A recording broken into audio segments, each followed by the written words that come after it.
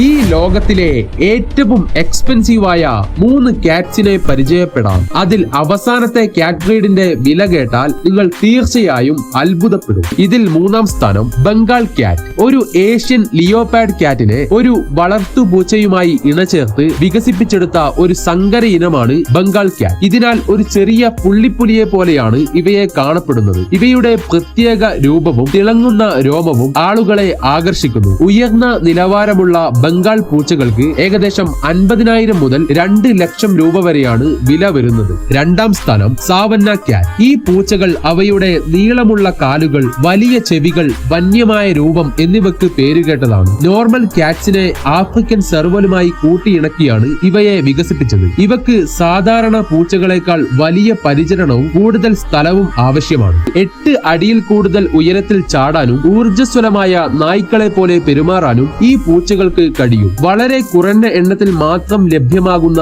ഈ പൂച്ചകളുടെ വില എന്നത് 8 മുതൽ 16 ലക്ഷം വരെയാണ്. 1-ാം സ്ഥാനത്ത് ആരാണെന്ന് അറിയുന്നതിന് മുമ്പേ ചാനൽ ഒന്ന് സബ്സ്ക്രൈബ് ചെയ്യാനും ലൈക്ക് ചെയ്യാനും മറക്കല്ലേ.